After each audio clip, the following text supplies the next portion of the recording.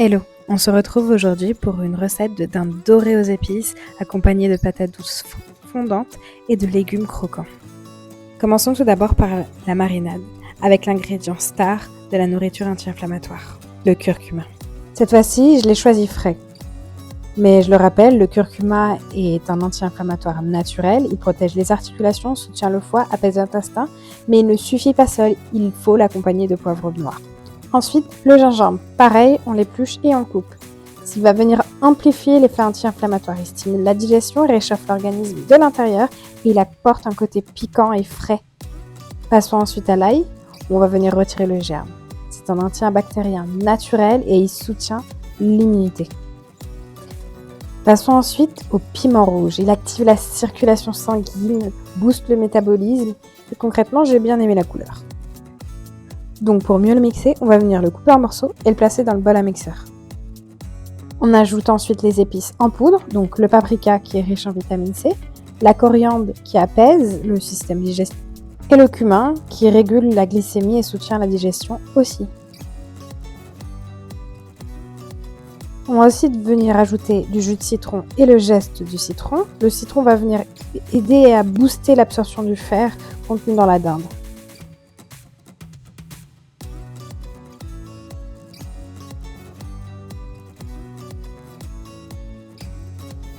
On ajoute aussi une touche de miel pour équilibrer les épices, pas pour sucrer, mais pour arrondir, vraiment. De toute façon, le miel a des propriétés antibactériennes qui font du bien, tout simplement. Et enfin, on va venir ajouter de l'huile d'olive qui va venir lier le tout.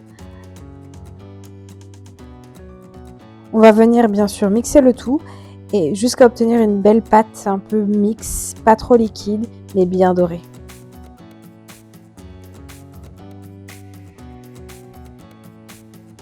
Comme d'habitude, pour la dinde, on a déjà bien sûr nettoyé avec de l'eau et du citron ou de l'eau et du vinaigre. Je le fais à chaque fois, vous n'avez rien à me dire.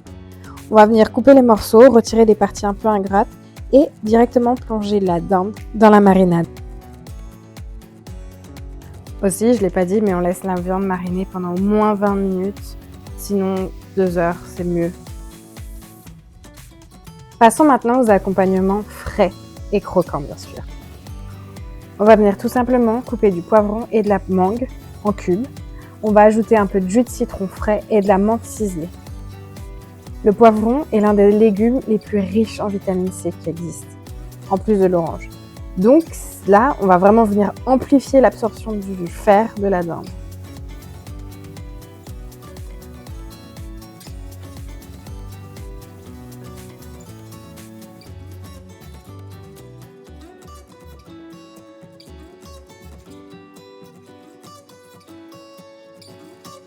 La mangue, elle, va venir apporter encore plus de fraîcheur, plus d'exotisme, et puis elle va aussi venir apporter des enzymes digestives naturelles qui vont venir faciliter la digestion des protéines.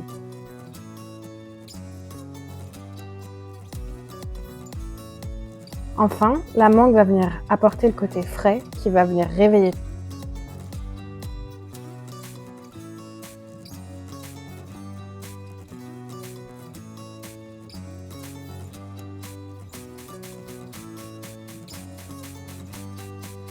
Et aussi, le jus de citron, il vient aussi aider au niveau de la conservation de ces ingrédients.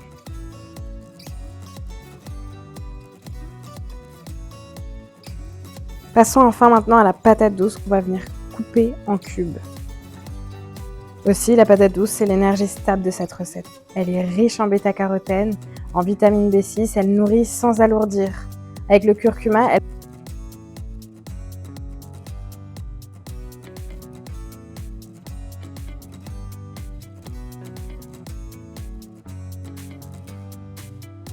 on ajoute aussi un filet d'huile d'olive, du curcuma et une pincée de sel pour enrober la patate douce. Et on va directement placer tout.